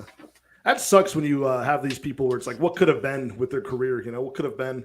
And I'm starting to get that feeling with, unfortunately, Khamzat Chimaev is kind of like that. Like, what could have been if he was more active, fought regularly, So, yeah. Tough. That's what happens, man. Luckily, the show keeps going, man. They keep on bringing new people in. The roster grows. And we have a case like in this next fight, man. Like there's still life left in both of these guys, but we'll see which one is going to right the wrongs of their last 2-fight losing streak. Andre Fialho versus Joaquin Buckley at 170 this time. We haven't seen Buckley at this weight in the UFC since Bellator when he fought, I think it was Logan Storley. He fought at 170. So always a guy that's been undersized at middleweight anyways. So Joaquin Buckley, I think this weight cut should be fairly easy for him. Knock on wood. Andre Fialho, a guy who's got a ton of experience, but whenever the experience level gets past a certain point, he tends to falter, get himself knocked out, or lose a decision. So Andre Fialho, man, if this is close range, I favor him for sure. He's got knockout power. He times his power shots very, very well. Joaquin Buckley, though, if he can keep this at kickboxing range, be more creative, unpredictable. He's been using jabs and leg kicks a little bit more in his game, less headhunting. He's probably more athletic here. And if this fight goes past round 1, I certainly favor Buckley to keep cruising towards what I think will be a decision victory, honestly. Like, I know this is probably slated to be a violent affair and go under, but I think Fialho is very finish dependent, probably under 1.5. He probably has to get this done. But Buckley, I think, could win this at any round, and then I think he does pull off a decision here and just stays safe in this spot at 170. So what do you think about this fight? The money line, we're looking at Buckley minus 210, plus 180 for Andre Fialho, and I am on that Buckley side. I paid just enough to get 1 unit back. I think I got minus 220, so it's coming down a little bit in his favor. But yeah, man, how do you see this one playing out? What do you think Buckley's going to look like in the UFC at 170? I think this is the right move. I feel like for a couple fights now, I've been saying he should go down to 170. He's just he's small, but super explosive. And I think he said during his media day, like, he's just not afraid of anybody. And that's kind of to a fault. Like at 185, he's just smaller than these guys. At a certain point, it's just guys are bigger than you. And if they have the same level of skill as you and they're bigger, they just, will finish him. I think if you're on Fialho, I think like the round 1 KO is probably the way to go, because he's a guy that tends to fade, especially I feel like he tends to fade and lose confidence. I feel like when he's not landing strikes, you kind of can see he gets demoralized. He starts throwing more looping strikes, and then he starts, which then tires him out. So then he really starts to just slow down. And Buckley, he has good cardio, I think. And also, I think he has takedown upside against, what's his name? Abdul Razak Al Hassan. He saw the danger in that fight. Someone who hits real hard, and he's like, let me go and take this guy down and implement a different style. And he might view Fialho in a similar manner. And I don't think Fialho has, great takedown defense or even really has anything off his back either. So if he gets on his back, I mean, he could ground and pound or just, ride out a 15-minute decision. But I like Buckley. And I think if you're on Fialho, that round 1 KO is probably the way to go, because that's typically his win path.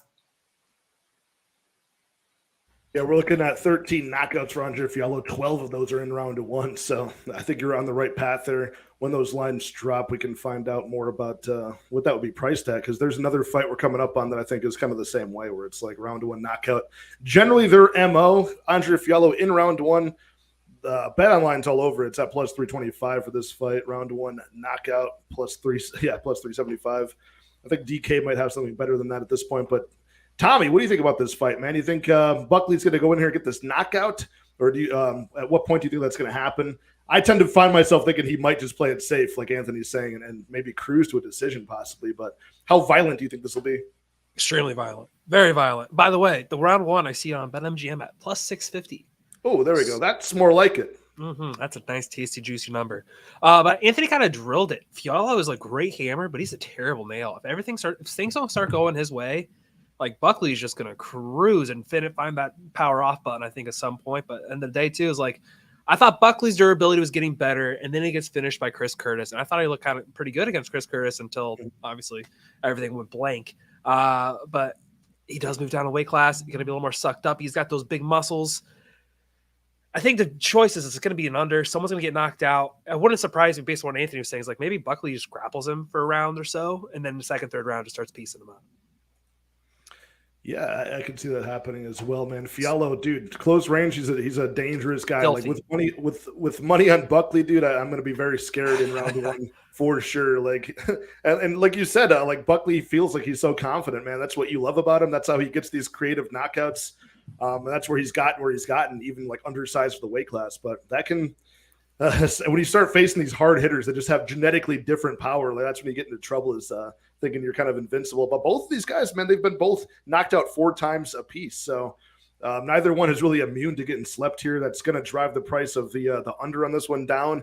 It's sitting at a over under 1.5, the under 1.5 minus 105, which I think would correlate more towards an Andre Fialho win, and the over 1.5 is at minus 125, which I would probably correlate towards Buckley's cruising his way to either a late knockout or a decision. So I feel like that over under is more towards like pick your fighter in a way. So if I was betting on that under, I'd be more inclined to like just bet the Fialho money line, to be honest with you. But I'm not sure has Buckley had a lot of round 1 knockouts, or is it usually like, does he usually wear people down and get a read first? Let me just quickly look at his record. Do you guys know offhand? Anthony's a Buck I mean, early on, I think in his career, but I mean, honestly, just like scrolling through, he's always been like a decision finish kind of guy. So, I mean, I think either one is really in his wheelhouse. I don't think he's one or the other per se. I mean, I guess he has 11 wins by KO, 4 by decision. So Yeah, because you got me thinking about that Abdul Razak Al Hassan fight when you were talking about that. Like that was a fight that kind of like this one. Like nobody thought that was going to go to round 2, to round 3, and no way in hell it goes to decision. And so going to a split decision being like more of a grappling affair as they went through it. So sometimes when these get like way too, whenever it's like there's no way that's going to go to the scorecards, like I tend to look over because these guys know too. These guys know it's a dangerous fight. They're going to stare at each other for like a good first 2.5 minutes before either guy throws a strike. You know, they might really get into it and comfortable towards the end of the round. One guy gets saved by the bell. We're into round 2. They're huffing and puffing, and then slowly that creeps towards the over, and it's not as exciting as we all thought it was going to be, you know? So, yeah.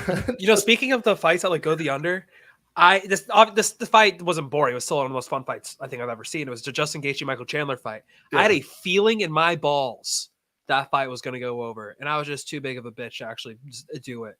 But then I watched it, then it went over. I'm like, God damn it. I knew it. Like, just had a feel because everyone's like, there's no way this goes out of the first round. No way this goes to a decision. I'm like, all right, this is going to go to a decision, but I just couldn't pull the trigger on it.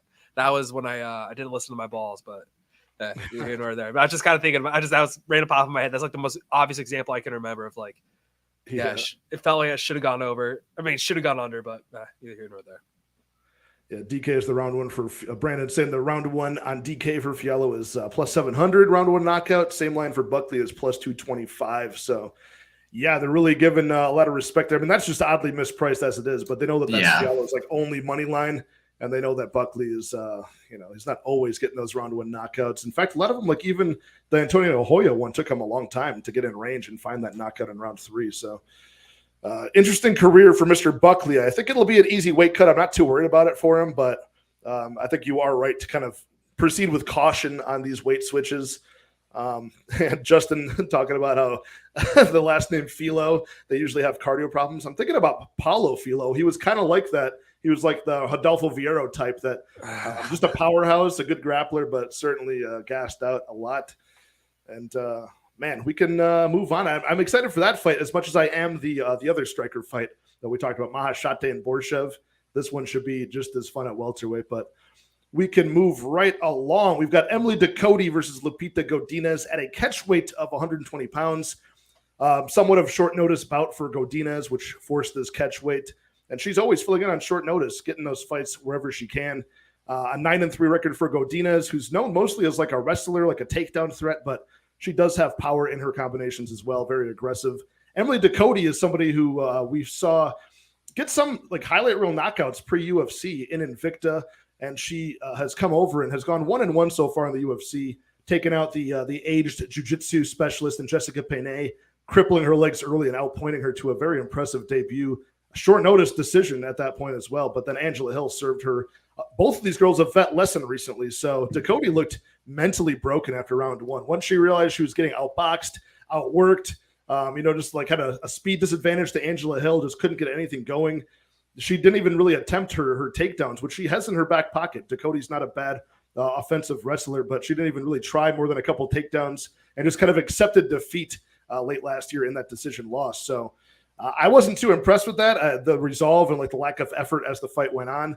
I know it's easy to say from the sidelines, but it just didn't seem like top 10 material to me when I watched that fight, whereas her debut looked very promising.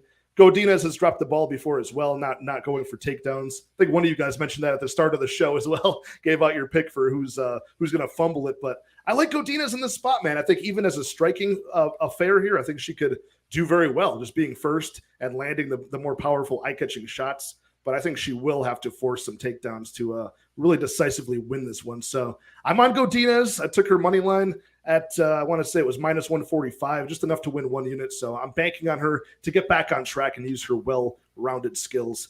But one of you guys said that this was probably going to be a split. So I want to hear more about that. Who was that? That was me. What's up? Tommy, start us off. Yeah, it's just the Lupita Godinez special at this point. I think we're now like 2 splits so far in her career just because she won't wrestle. I do personally think she's better everywhere, but she just likes to stand and bang, and she doesn't have the power, I think, to make it seem like she's in control of the fight. She might land more strikes, but she just doesn't have the damage and the power, I think, to make it seem like she's convincingly winning. And that was her problem in her last fight. And that is just why I have this urge. I think Lupi's going to stand on the feet and just she can make this so much easier than she could, and that's why she's still the favorite. But I think this is going to be a really greasy fight. I think people who bet, I'm sorry, Pat, I think you might be sweating this one a little bit because I want her to shoot takedowns. I think she could be so much better, but she just hasn't done it. She fell in love with her hands without knocking anyone out. I don't understand. So I think this fight's just going to be really greasy. I do like Loopy. I'm probably going to end up taking Loopy at some point. But yeah, it's just going to be greasy because I want her to wrestle. She could obviously wrestle, and she's just not going to. Yeah, I don't hit the take. I'm seeing my guy Dev the Dude in the chat saying Emily via KO. Dude, she had one of the sickest knockouts ever over former UFC fighter Danielle Taylor. And she basically froze her in space with a right hand, and then as she was like knocked out standing, she switch kicked Danielle Taylor into the next universe and knocked her out cold. It was beautiful. So maybe we see something like that from my guy MMA Jesus. But Anthony, what do you think about this fight, man? Is it going to be close, like Tommy's saying? Yeah, I do think it's going to be close. I'm on the Ducote side, though. I think okay. I don't know. I can't trust Godinez, in my opinion, especially just her past couple fights. Can't really trust her on a 1 month, layoff, taking this fight short notice. Last time she took the fight against Angela Hill, she was vacationing in Mexico. Like, who knows what she was doing this time during this, she just got done with the fight. I'm sure she had something scheduled. She wasn't planning on coming and fighting, a month later.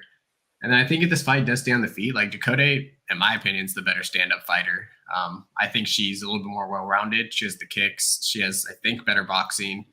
I think, like Tommy said, Loopy fell in love with her hands, and she hasn't really done anything with her hands to fall in love with it. So it's a bit bizarre that that's like the route that she's decided to go. Yeah, it was like that Angela Hill fight last August. Like, she was landing on Angela Hill and like reaching the target with some big punches early. And I think she kind of got stuck in that mindset for that fight. But I think I gotta give Angela Hill some credit too. She was flashing knees, she was flashing counters, moving pretty well, and she's just always a hard target to get a hold of for the takedown threat. So I think it was partially Angela Hill, but partially I think it was Godinez, really just not pushing that issue. So yeah, well, I think because she took that fight short notice, and so I think that also partially kind of played a role in it. And actually, I don't know if it was short notice, but they pushed it up. And then even she had a split against Calvillo. I don't know. I think again, it's kind of just women's MMA. I think you have the underdog. It's not as big odds, but still, I think it's a close fight. And I do like the split as well, just both ways. It kind of covers both sides. And if Loopy doesn't go for takedowns, or it's just kind of like early in the fight, maybe these rounds are super close. But yeah, I think like she just is always fighting short notice. And I don't know. I feel like we've seen like Gilbert Burns, kind of how it took a toll on him. I think your body needs to recover and whatnot. Charles Johnson's another guy, just taking all these short notice fights. It's hard to improve. It's hard to recover when you're just constantly fighting. I do think Loopy in hindsight could look like minus like 1,000 if she wrestles. That's the most tempting thing. It's like a rat and cheese, and I want to take all the cheese.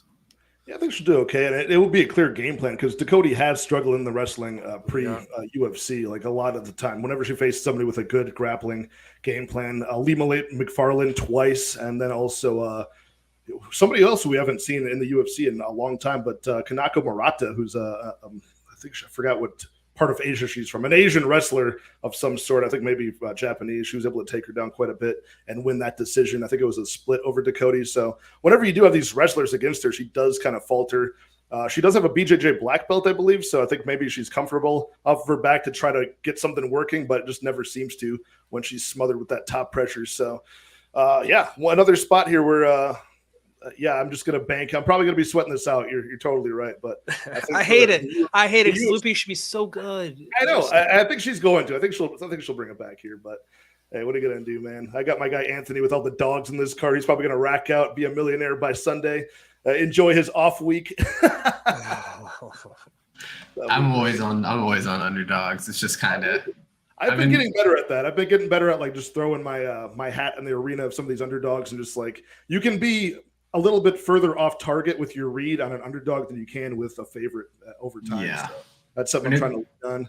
I'm a chalk donkey in this card, but at least a lot of these are like short favorites. They're not like a ton of like minus 500s that I'm parlaying. It's like a lot of these are even money spots, slight underdogs. So we'll see how it goes. Cody in the house said, did you guys watch One's debut in the USA?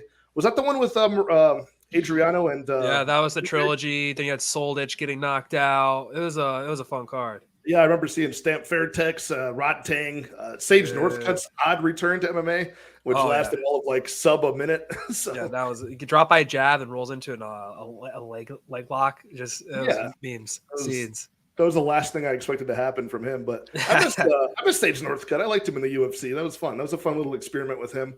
Yeah, Raul Rosas before Raul Rosas. Yeah, exactly. Yeah, and he got tapped out. He got flamed, dude, for tapping out to Barbarena's like kind of not all the way locked in arm triangle, I believe it was. Yeah, people blamed him for that, but he live and learn. Then he went and got his face broken over. He's been out of the game, but yeah, I did watch that. To answer your question, Cody, good to have you in the chat, man. And he's saying that this card has stretched to even tune into. Yeah, but man, we're slaves to this, so they can pretty much feed me whatever Apex card they want to. They know I'm going to break it down and watch it.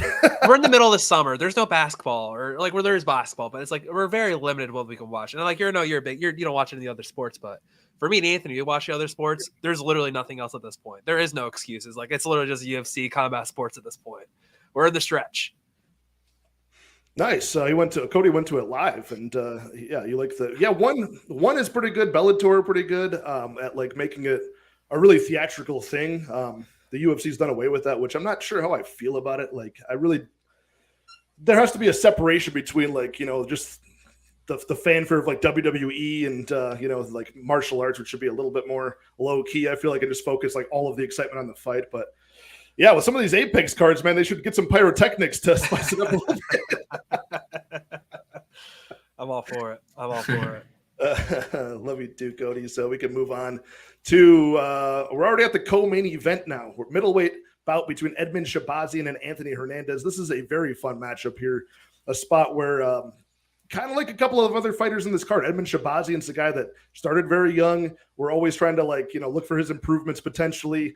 He was a massive knockout artist early on at like 21 years old into his early 20s. And now he comes into the spot and we're looking at Edmund Shahbazyan is 25 years old still. So still extremely young, very nice kicks, nice wide stance, able to close the distance well. And his boxing continues to look very impressive when he's facing guys, even at the level of like a Dalshalun Gimbul in his last spot, able to avoid that early power and eventually get him out of there with some nice combinations and knees in round two. But his cardio usually does falter. People have been able to expose him in the grappling. I cashed one of my first and biggest underdog spots I ever played was Derek Brunson against him at like plus 275, and that was such a nice hit. After that, Jack Hermanson was able to ground him. After that, Imavov able to reverse things on him, get him out of there. So this is kind of like a really bad matchup for Shahbazyan, in my opinion. Like you're getting a guy who's a workhorse in Anthony Hernandez. Another guy who's still young, just like Shahbazyan. I don't know. He's a very aggressive grappler, which does not help Edmund's case. And I feel like for both of these guys, whenever they face a step up in competition, Edmund has been faltering and not showing up. And whenever Fluffy Hernandez reaches that next level of competition, he's looking even better every time. So I am on the Hernandez side. I'm glad the money line went from like minus 300 down to minus 235, minus 240. Just paying that price to get a unit in return. I am on the chalk in this one. Shahbazyan, this is the spot like we talked about with Fialho. Like a round one knockout would be his way to win, unless he could just completely look improved here, shove off all of the takedown offense, not gas out in this fight doing so and keep it striking. I just don't see that happening for Shahbazyan, but I can see people's like side. They handicap this being a lot of value in Shahbazyan. I've seen that, and I don't hate it because it is two guys that could be young and improving here. The money line maybe could be closer, but just as far as all of like the strategic advantages for Fluffy Hernandez, I think he walks through them. So what do you guys think about Edmund Shahbazyan, his journey in the UFC, and do you think he's going to be improved and potentially win this fight? What makes no sense to me is like Ali's his manager, and Anthony Hernandez is like maybe one of the worst matchups you can put up against him. So like it's fishy in that sense, but then it's also fishy that Shahbazyan's like plus 200. So it's also like, we want you to bet Shahbazyan because he's Edmund Shahbazyan. Bet him. He's plus 200, plus whatever. I just think Hernandez, man, like he just doesn't put himself in bad positions anymore. It's like, I'm going to be in your face. I'm going to mix up my strikes. I'm going to take you the fuck down, and I'm going to kill you with pressure and pace. And that's what Shahbazyan struggles with. I just minus like, I don't want to say a fluke KO because Shahbazyan's got on the feet, but like he has to land something perfect, or I think Fluffy's just going to do terrible things to him in round 2 and round 3. Yep, no surprise. My guy MMA Jesus is on the round to win knockout. How many round to win knockouts are going to be on this card, Dev? Might be a short night. This card might be over in half an hour. Anthony, anything different on that, or do you think Shahbazyan is limited to that early finishing potential? No, I'm with you guys. I think I have like a two unit bet on Anthony Hernandez. I was also waiting to see if it dropped, and it did drop. I got it at minus 220. So nice. I mean, I don't know. I think you look at what Anthony Hernandez can do, relentless grappling, relentless wrestling. And I even think his striking is better than what people are giving him credit for. I see a lot of people say that like Shahbazyan is going to go out here and just, piece him up on the feet and whatnot. And I didn't see that watching the tape. And so maybe I'm wrong, and I've been wrong before, but I agree with you, Pat. I think this is kind of like a walk-through steamroll type of fight. I also think Shahbazyan's kind of a quitter.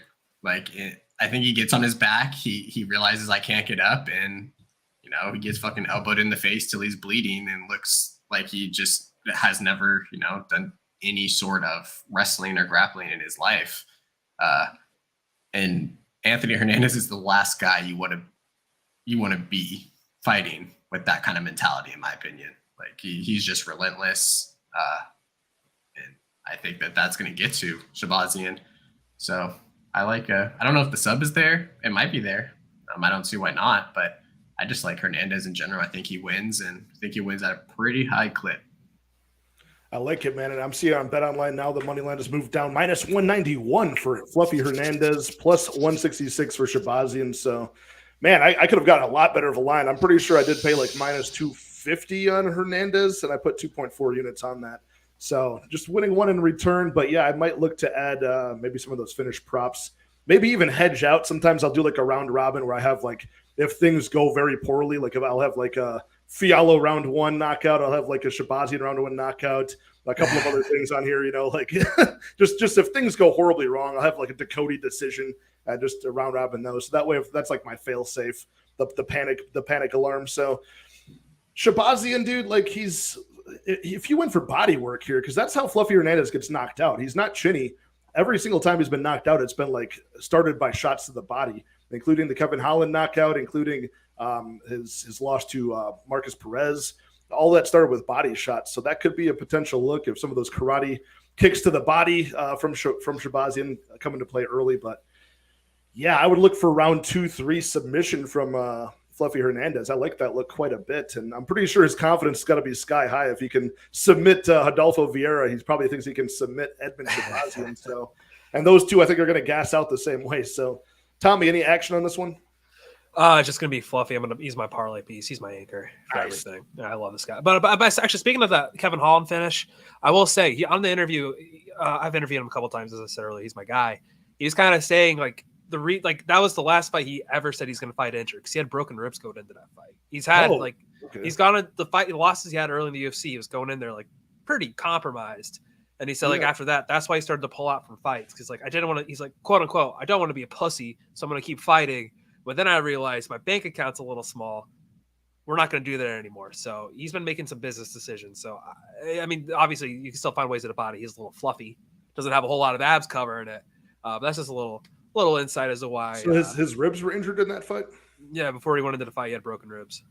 It's ironic because in his last fight, he basically, like, I don't know if it happened before or in the middle of the fight, but remember Marc-Andre Barriault? Part of the reason why he folded so easily in that match to Fluffy was his ribs were injured. As well, wasn't it? So, yeah, rib for rib.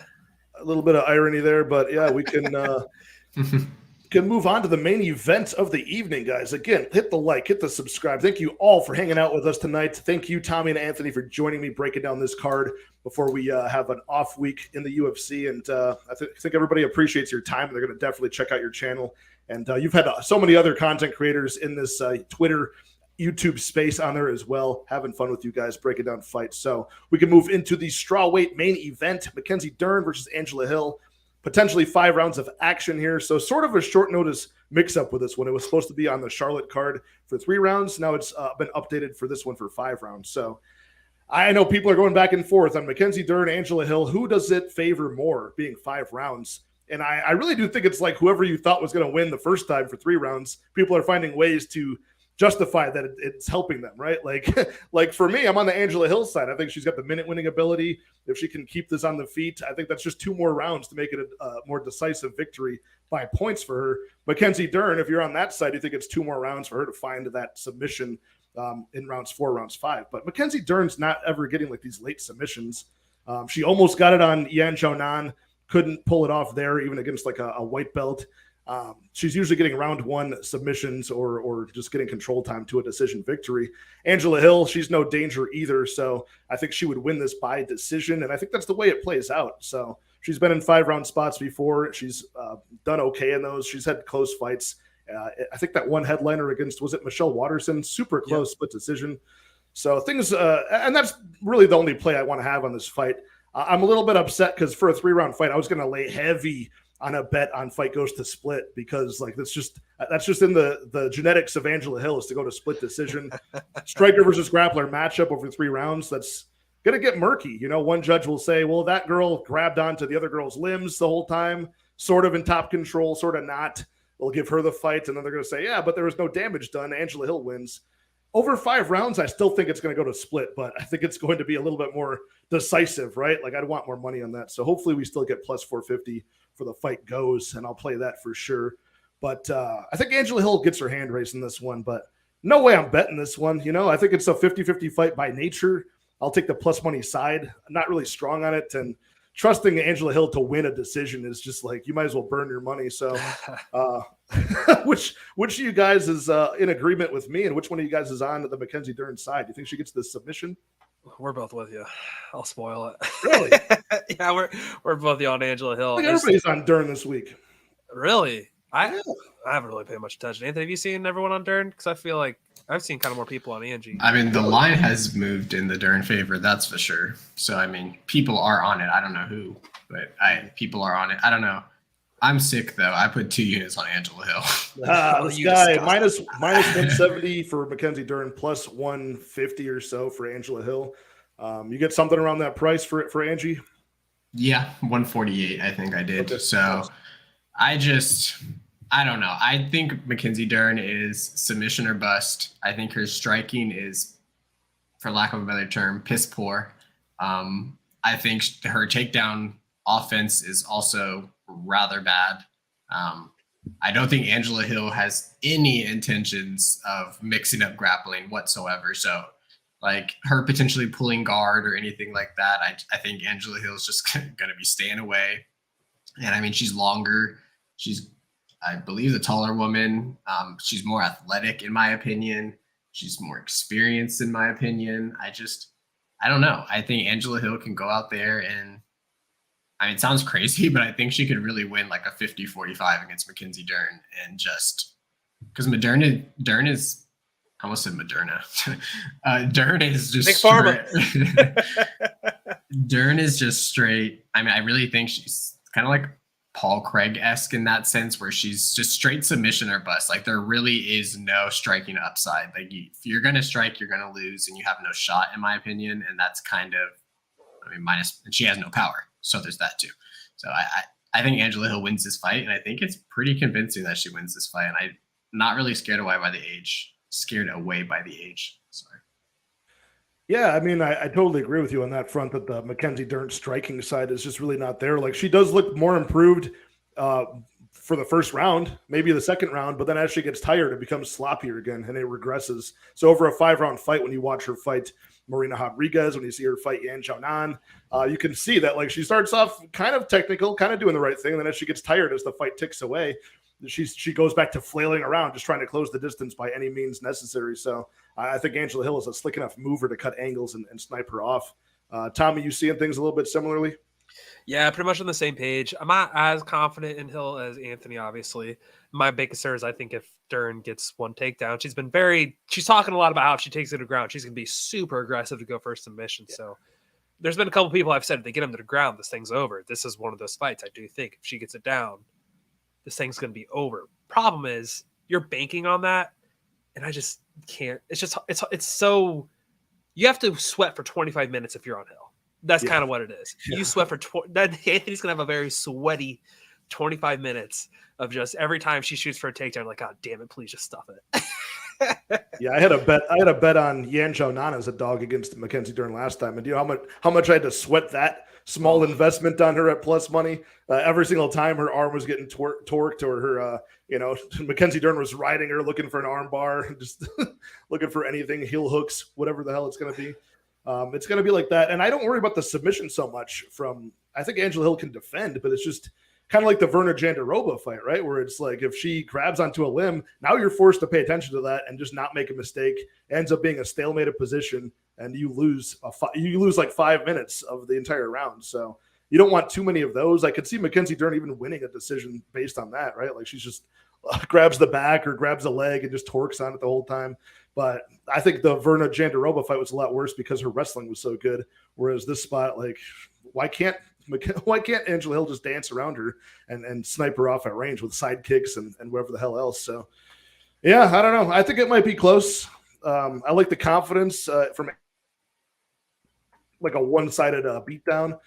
I'd love to see it, man. I'd love to see it. And I think the money line is probably out of whack. It should be a lot closer. So, yeah. Thanks, Justin. The Dern Simps, man. Mark Zuckerberg probably threw a bag. Yeah, dude. He's well, yeah, that was that night too. That was the same night that Mark had like rented out the entire Apex, right? Mm-hmm. Yeah, I forgot about that entirely. It's not a coincidence it was not a coincidence he was in a jiu-jitsu tournament this past weekend either. The past couple weeks. No. And Dern gets a divorce. I'm just trying to put the pieces together here.